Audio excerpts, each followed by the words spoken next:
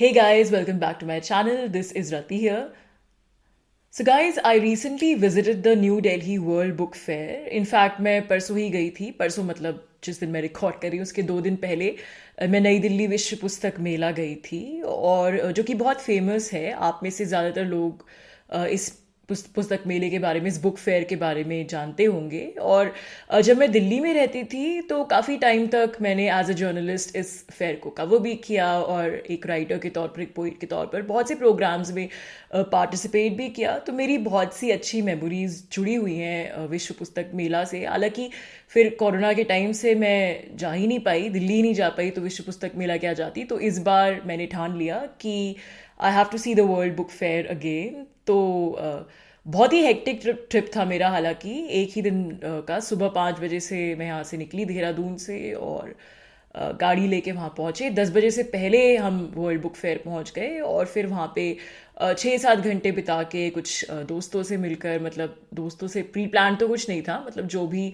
Book lovers, writers दिखाई दिए मेले में, और साथ ही जितने भी स्टॉल्स जा सकती थी मैं सब स्टॉल्स वगैरह देख के, और कुछ किताबें भी खरीदी. ज़्यादा तो नहीं, बट थोड़ी बहुत किताबें भी खरीदी. फिर शाम को 5 बजे देहरादून के लिए वापसी. तो आज के वीडियो में दोस्तों आप देख सकते हैं जैसे कि मेरी लेफ्ट साइड पे बुक्स का पाइल भी है. तो जो थोड़ी बहुत, बहुत ज़्यादा तो जैसे कि मैंने कहा किताबें नहीं खरीदी, बट जो थोड़ी बहुत मैंने बुक्स खरीदी विश्व पुस्तक मेला से, तो मुझे लगा आज एक बुक हॉल टाइप का करते हैं, एक छोटा सा फन वीडियो बनाते हैं जिसमें मैं आपको इन बुक्स के बारे में बताऊंगी. हालांकि ये बहुत ही सीरियस टाइप की बुक्स मैंने खरीदी, क्योंकि होता है कि अमूमन मुझे लगता है, ये मेरा है कि जो भी जैसे जनरली अंग्रेज़ी भाषा की या हिंदी भाषा की भी जो भी फिक्शन बुक्स होती हैं या जो कि बहुत फेमस किताबें होती हैं, ये किताबें अधिकतर अमेज़ॉन पर, ऑनलाइन पर आजकल आसानी से उपलब्ध हो जाती हैं और प्राइसेस में भी काफ़ी फ़र्क रहता है. ऑनलाइन काफ़ी कॉम्पिटिटिव प्राइसेस रहते हैं और फेयर में मुझे अब की बार इतना डिस्काउंट नहीं दिखा. और फिर किताबें उठाने की भी दिक्कत है कि बहुत सारी किताबें लेके आप सारे दिन घूमते रहो. तो इसलिए मैंने घूमते घूमते सिर्फ ऐसी पुस्तकें जो मुझे लगा कि कहीं और नहीं मिलती या कुछ नया लगा, तो मैंने ऐसी बहुत सिलेक्टेड कुछ बुक्स ली. जिस टाइप की बुक्स को मैं ऑनलाइन नहीं खरीदती. तो ये बुक हॉल है, तो मैं आपको जो मैंने बुक्स खरीदी उनके बारे में एक एक करके बताऊंगी कौन सी बुक्स मैंने ली हैं. तो ये एक किताब जो मैंने ली, भारत एवं देवभूमि उत्तराखंड का इतिहास, बाल स्वरूप शर्मा. और इसके जो पब्लिशर्स हैं विंसर पब्लिशिंग करके है, और ये देहरादून में ही, उत्तराखंड में ही पब्लिशिंग हाउस स्थित है. तो किसी ने मुझे बताया था कि देहरादून से 2 पब्लिशिंग हाउसेस वहाँ पे पार्टिसिपेट करे, जिसमें से एक विंसर है. तो विंसर के स्टॉल पे मैं बाकायदा गई और फिर मैंने उनकी जो बुक्स देखी और मुझे काफ़ी इम्प्रेसिव उनका कैटलॉग लगा ओवरऑल भी. क्योंकि उत्तराखंड के, उनकी जितनी भी किताबें हैं उत्तराखंड के इतिहास के बारे में, यहाँ की संस्कृति के बारे में, जो कल्चर है यहाँ का, या फिर यहाँ की जो पॉलिटिकल हिस्ट्री है, उत्तराखंड कैसे बना, या उत्तराखंड की जो पुराना इतिहास है, इन्वायरमेंट की जो इश्यूज है यहाँ पे, तमाम तरीके की उत्तराखंड के जो फोक टेल्स हैं, लिटरेरी एस्पेक्ट है, मतलब जो भी है उत्तराखंड की ही के ही थीम पे ये किताब है. और काफ़ी वेल रिसर्च्ड किताबें मुझे लगी. तो ये मुझे बहुत यूनिक लगा क्योंकि मेन स्ट्रीम पब्लिशर्स में उत्तराखंड के बारे में, पहाड़ों के बारे में किताबें मुझे अधिकतर दिखती नहीं हैं. थोड़ी बहुत इंग्लिश में जो आपको दिख भी जाती है बहुत टोन डाउन होता है, लेकिन इसमें आपको ऐसी किताबें मिलेंगी इस पब्लिशिंग हाउस में जो कि मतलब उत्तराखंड से जो जुड़े हुए लोग हैं, जिन्होंने बहुत गहरा, जो बहुत सीरियस शोध या रिसर्च किया उत्तराखंड पे, तो वही ये किताबें लिख रहे हैं. तो मुझे बहुत ऑथेंटिक लगा ये स्टॉल, इसलिए मैंने किताब खरीदी, देवभूमि, भारत एवं देवभूमि उत्तराखंड का इतिहास, बाल स्वरूप शर्मा. और ये काफ़ी वेल रिसर्च किताब लग रही है, मतलब 100% एकेडमिक तो नहीं, बट एकेडमिक तरीके से लिखी गई है. मतलब इसमें वैदिक और पौराणिक युग जो है, प्राचीन काल जो है, उससे लेकर कंटेम्प्रेरी युग तक उत्तराखंड का इतिहास है कि कंटेम्प्रेरी में यानी उत्तराखंड की जो स्टेट है वो कैसे बनी. तो बहुत सारा ग्राउंड इसमें कवर्ड है. और इवन जो प्राचीन काल है उसमें भी पूरा टाइमलाइन सहित ये इतिहास दिया हुआ है. तो मैंने बुक पढ़ी तो नहीं है, वो जो मैंने इंडेक्स में देखा है उसको देख के मैं आपको बता रही हूँ. और स्वाधीन भारत में भी क्या क्या मतलब स्वतंत्रता आंदोलन में भी किस प्रकार से उत्तराखंडियों की भूमिका रही है, उस पर भी प्रकाश डाले. फिर जैसा कि मैंने कहा स्टेट फॉर्मेशन से लेके, तो भारत एवं देवभूमि उत्तराखंड का इतिहास, बाल स्वरूप शर्मा. मुझे नहीं मालूम ये किताब अमेजोन पे उपलब्ध है या नहीं, अगर होगी तो मैं आपको लिंक ज़रूर दूंगी. लेकिन ये विंसर पब्लिशिंग जो है, इनकी वेबसाइट पे भी आप डायरेक्ट जा सकते हैं. तो ये एक आप ज़रूर चेकआउट करना इनकी किताबें, मुझे बहुत यूनिक इनकी बुक्स लगी. दूसरी किताब जो मैंने खरीदी, foundations of Indian political thought bye VR Mehta. और ये मनोहर पब्लिशर्स जो है वो एकेडमिक पब्लिशर्स हैं, बहुत वेल नोन एकेडमिक पब्लिशर्स हैं, तो ये मैंने किताब खरीदी। हालांकि ये किताब भी आई थिंक एक्सेसिबली लिखी गई है, एकेडमिक तो है, लेकिन फिर भी इस किताब की प्रस्तावना ये कहती है कि बहुत एक्सेसिबली लिखी गई है, और मतलब पूरे बहुत 100% एकेडमिक तरीके से नहीं लिखी गई है। तो इवन जनरल रीडिंग के लिए, अगर आपका कुछ एकेडमिक टिल्ट है और आपको इस सब्जेक्ट में इंटरेस्ट है, जनरल रीडिंग के लिए भी अच्छी है। मेरे लिए किताब यूजफुल इसलिए क्योंकि मैं इस तरीके के सब्जेक्ट्स पे राइटिंग्स भी करती हूँ अपने काम के लिए, और रिसर्च भी करती हूँ, तो मुझे बहुत इंटरेस्टिंग किताब लगी। इंडियन पॉलिटिकल थॉट की अगर बात करें, तो जैसे जो जिसको मनुवाद के नाम से डिनाउंस किया जाता है, जो मनुस्मृति है, उसको लेकर उसका एक इसमें बहुत ही न्यूट्रल सा पॉजिटिव कॉन्सेप्शन है। मैंने पढ़ा नहीं है, इसलिए क्या है एग्जैक्टली तो मुझे नहीं मालूम, लेकिन मनुवाद से लेकर वाल्मीकि और व्यास के विचारों से लेकर कौटिल्य का जो अर्थशास्त्र है, उसको लेकर पूरे जो इंडिपेंडेंस का टाइम था, प्री इंडिपेंडेंस टाइम था, जिसमें चाहे रविंद्रनाथ टैगोर के थॉट्स हो गया, बाकी सोशल रिफॉर्मर्स के, तो क्या पॉलिटिकल इंडियन पॉलिटिकल थॉट की एक प्रकार की ट्रैजेक्टरी इसमें ट्रेस की है, जो कि बहुत ही नई चीज़ है। क्योंकि जनरली हम जब ह्यूमैनिटीज़ और सोशल साइंसेस पढ़ते हैं इंडिया में, तो हमको we mostly expose to western political thought. तो सारा सोशल साइंसेज जिस तरीके से इंडिया में पढ़ाया जाता है, स्ट्रक्चर्ड है, मार्क्सिज्म ये वो, और जो भी मतलब वेस्टर्न पॉलिटिकल थॉट है, वेस्टर्न पॉलिटिकल थॉट की फाउंडेशंस के बेसिस पे ही पढ़ाया जाता है। तो जो इंडियन पॉलिटिकल थॉट है, उसको लेकर एक्सपोजर काफ़ी कम है, अनलेस एंड अनटिल आप स्पेसिफिकली कोई ऐसा सब्जेक्ट पढ़ रहे हो।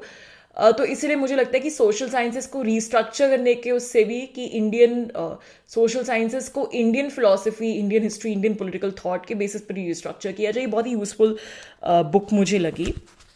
और foundations of Indian political thought bye VR. Mehta, ये हो सकता है अमेजोन पर हो, जो भी अगर ये होगी तो मैं आपको इसका लिंक जरूर दूंगी। इसके अलावा मैंने गीता प्रेस गोरखपुर से बहुत सारी पुस्तकें उठाई, क्योंकि एक तो ये पुस्तकें बहुत रीजनेबल भी होती हैं, बट उसके अलावा ये एक ऐसी चीज़ है जो कि हम अमेजोन पर खरीदने के बारे में नहीं सोचते, और हिंदू धर्म के बारे में और जो स्क्रिप्चर्स हैं उनको लेके बहुत ही रीजनेबली प्राइस, मतलब रीजनेबली प्राइस बोले तो इतनी रीजनेबली प्राइस है कि आपको कोई भी और पुस्तक इतने सस्ते दामों में नहीं मिलेगी। लेकिन ये एक पूरा ज्ञान का खजाना है, और रीजनेबली प्राइस शायद इसलिए भी है क्योंकि एक प्रकार की मुझे लगता है Gita press Gorakhpur social work ही कर रहे हैं, क्योंकि हिंदू धर्म के बारे में या फिर स्क्रिप्चर्स के बारे में आजकल हम लोगों को कोई जानकारी नहीं है, और स्टॉल पे जाने में भी एक प्रकार की शर्म जैसी आती है, क्योंकि ज़्यादातर जो पुस्तकें हैं उसमें भले ही साथ में हिंदी अनुवाद है, लेकिन ओरिजिनल मूल रूप से संस्कृत में है, और हम में से किसी को संस्कृत नहीं आती। ज़्यादातर यंग जनरेशन को तो नहीं आती, लेकिन मुझे लगता है पुरानी जनरेशन को भी संस्कृत की जो नॉलेज है वो बिल्कुल लुप्त होगी, अनलेस एंड अनटिल कोई बहुत स्पेसिफिकली संस्कृत में पढ़ाई कर रहा है। संस्कृत किसी को नहीं आती, तो इसलिए हालांकि इंग्लिश में भी आजकल बहुत बुक्स पब्लिश होने लगी हैं, महाभारत के थॉट्स को लेकर, गीता के थॉट्स को लेकर, उपनिषद को लेकर कि गीता में क्या प्रैक्टिकल विजडम है।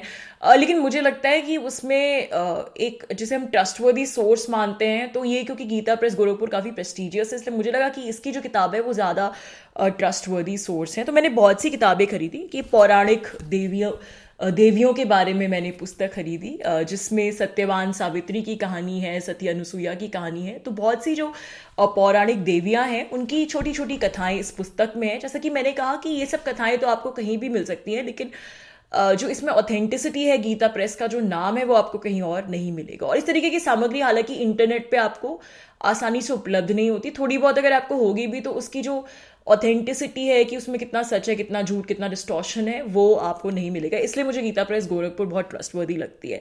फिर दूसरी किताब जो मैंने खरीदी वहाँ से गीतावली और श्रीमद् गोस्वामी तुलसीदास जी विरचित गीतावली।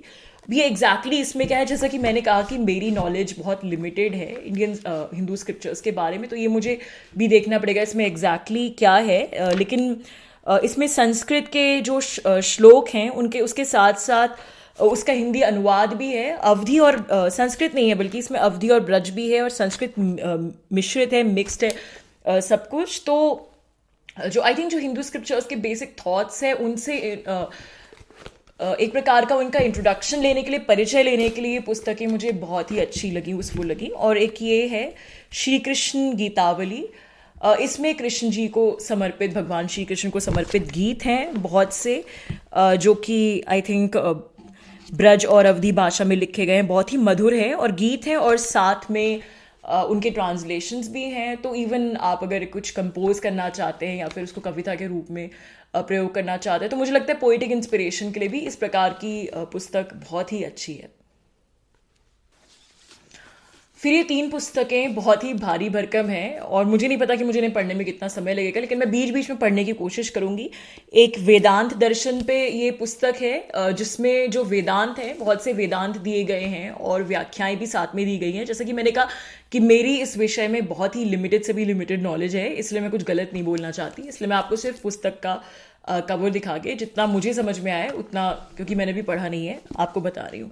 फिर दूसरी पुस्तक उपनिषद के बारे में है और इसमें कुछ उपनिषदों की व्याख्याएं की गई हैं, जिसे संस्कृत का मूल स्वरूप है और साथ में हिंदी में बहुत ही मतलब हिंदी बहुत आसान तो नहीं होती, इनकी हिंदी भी संस्कृत निष्ठ होती है, लेकिन अगर आपकी अच्छी हिंदी है तो आप समझ सकते हैं संस्कृत निष्ठ हिंदी में इनकी व्याख्याएं की गई है। और ये गीता संग्रह है, जिसमें 25 विभिन्न गीता ग्रंथों का सानुवाद संकलन है। तो इसमें गीता के विभिन्न जो ग्रंथ होते हैं, अब इसके बारे में टेक्निकली मुझे भी इतना नहीं मालूम, लेकिन इसमें आप मोटे तौर पे ये समझ सकते हैं कि इसमें गीता के बहुत से श्लोकों का संकलन है। बाकी जब मैं पढ़ूंगी, थोड़ी रिसर्च करूंगी कि ये क्या है, तब मुझे ज़्यादा समझ में आएगा। तो ये मैंने पुस्तकें खरीदी है और ये था मेरा new Delhi world book fair का बुक हॉल। हालांकि जब मैं ये वीडियो कर रही हूँ तो ये बुक फेयर आज खत्म हो गया होगा, क्योंकि 9 को मैं रिकॉर्ड करी और 9 को आखिरी दिन है new Delhi world book fair का। तो यही था मेरा एक्सपीरियंस और मुझे लगा मैं आपके साथ ये शेयर ज़रूर करूँ। बाकी मैं रेगुलर बुक रिव्यूज़ तो जैसे करती हूँ वैसे करती रहूँगी। तो दोस्तों, आप ये वीडियो सुनने के लिए बहुत बहुत धन्यवाद। Thank you so much for listening. अगर आपको कंटेंट पसंद आए तो वीडियो लाइक करिए और चैनल को सब्सक्राइब भी करिए। Thank you so much for listening. Bye for now.